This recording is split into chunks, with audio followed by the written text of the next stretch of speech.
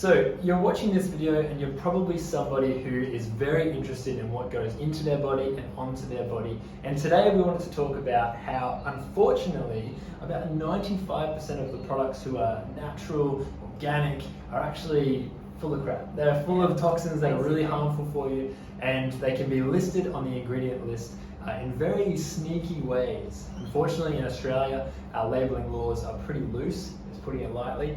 And so we wanted to create a quick video to equip you with the knowledge of two really common toxins that can be found in everyday natural and organic products.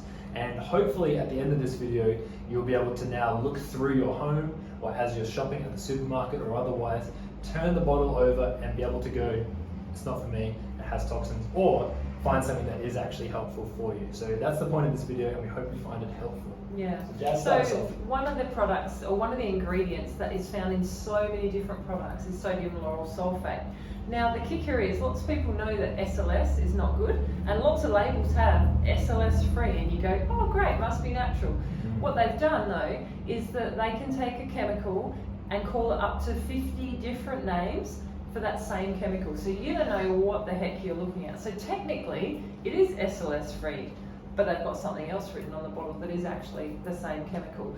Same thing with cocoa lauryl sulfate. People hear cocoa and go, coconut must be good for me.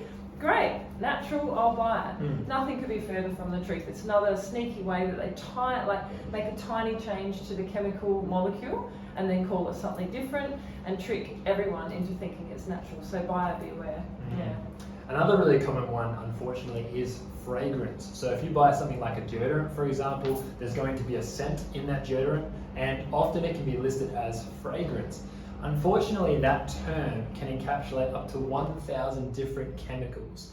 And it is actually crazy. The reason it can be listed as fragrance is because our labeling laws try to protect the product creator by allowing them to not disclose these ingredients, because if they did, that proprietary knowledge may mean that you could steal their idea and make it yourself, and that's not good for business. So we need to make sure we can kind of shroud what goes into products so no one copies, and fragrance is the term you can then list it under. The unfortunate truth behind that is you might be putting up to 1,000 different toxic chemicals onto your body with this fragrance term being listed. So really unbelievable thing to be aware of. And so look out for fragrance on your products. And so many of these chemicals are cancer-causing agents. They stuff up our hormone balance in the body, and hormones are so important in the body for so many different things. So some people say, well, does it really matter? Does it really matter what lipstick I wear? Does it really matter what deodorant I wear? It actually does.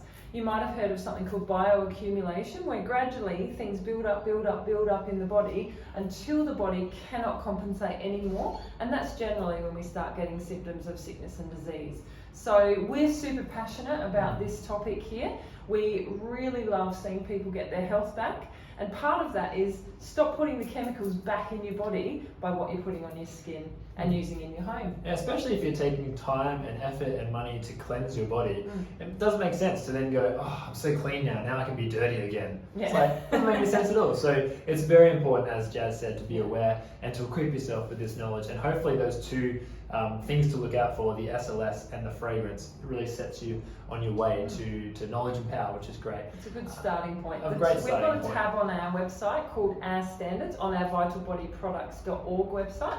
It's got 28 of the most common chemicals and all of the names that they actually can go by. So it took me months to write. But we like that, to give that to you as a free resource. So get reading. One last thing I'd like to add before we finish up here is that you might have noticed a bit of a craze where there's these new phone applications where you can scan the barcodes of products and it will tell you whether or not a product is good or harmful or moderate or really bad or really good. And people have found this very helpful because as they're shopping, they can scan and very quickly make these decisions on whether or not these products are good for their health. As we said a couple of times about buyer beware, I'll give you a quick example about one of these apps in particular.